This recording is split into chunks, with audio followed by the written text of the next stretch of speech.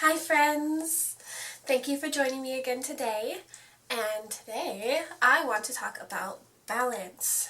Obviously there's a lot to that, so I'm narrowing it down to basically the balance of rest versus productivity, which has been my main conflict this past month.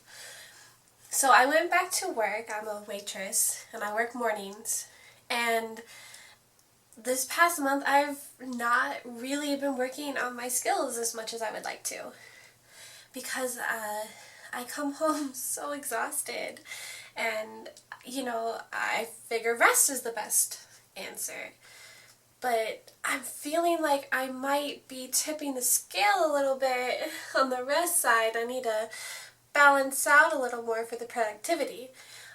Obviously I don't want to go the other way, because all work and no play makes Jack a dull boy, but if I don't work at all, then I'm never going to get better, and I'm never going to reach my goal of 100 subscribers, which I'm almost halfway there, so thank you all. Super excited about that, and I appreciate all your support. But anyway, so balance is so important.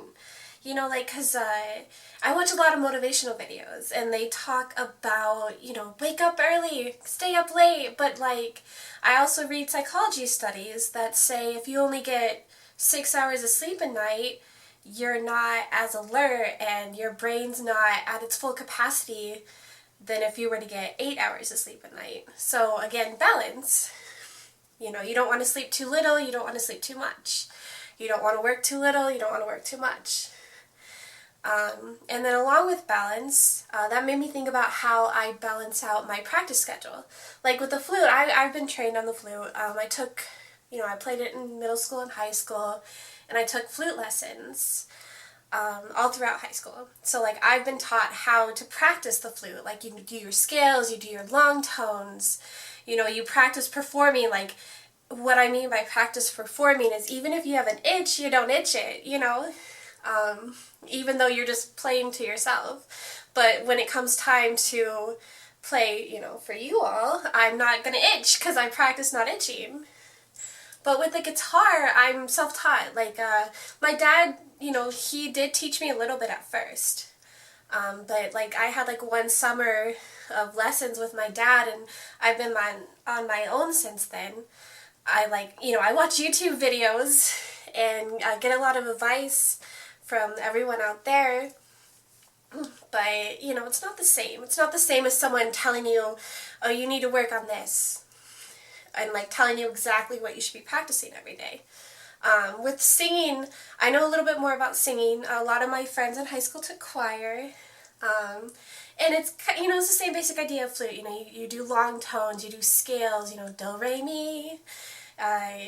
You practice performing, you practice being expressive in your voice, and the biggest thing about singing is to talk. Singing is just an extension of talking.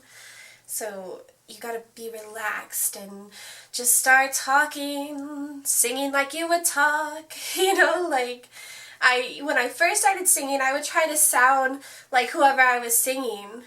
I remember one time I sang A Whole New World for my friend, and she was like, you don't sound like you sound like a Disney princess, which, obviously isn't an insult, but, when you are relaxed and sound like yourself, you do a better job, there's less tension in your singing, that kind of thing. So I've been working on balancing out what I practice when I practice my skills. And then, the other balance issue I wanted to address was, wow, I totally forgot. I'm on such a roll though, I don't want to stop filming. It had something to do with balancing rest and productivity, balancing action and inaction. Oh wow, I've lost it, friends. So I'm just gonna wrap this up then.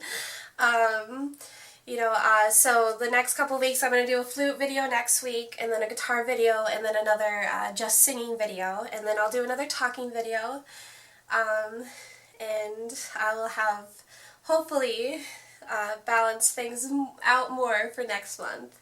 Oh, I did want to go back to my goal. So I'd set a goal to wake up 2 hours before I have to be to work. And I'm going to be honest, it's not been going great. I have done it a few times, which I am super proud of. Oh, that's what I was going to talk about.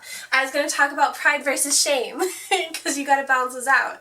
You know, because if you're too proud, you know, then you're going to be narcissistic, egotistical, you know, you're not going to see any flaws with what you're doing, and if you don't see any flaws with what you're doing, you're not going to know how to improve. But if you're too shameful, you're not going to have the confidence to continue.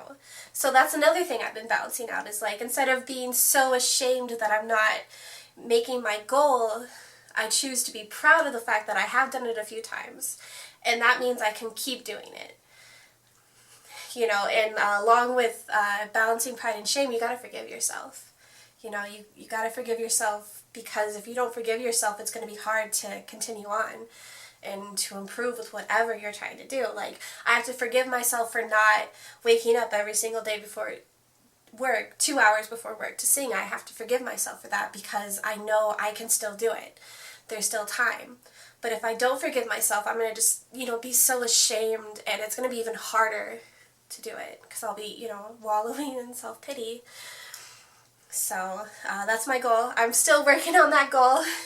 So next month, when I do my next talking video, I'll bring that up again and let you know how I'm doing. Anyway, so please let me know how you're all doing. Leave me some comments below. Let me know how your goals are going, you know.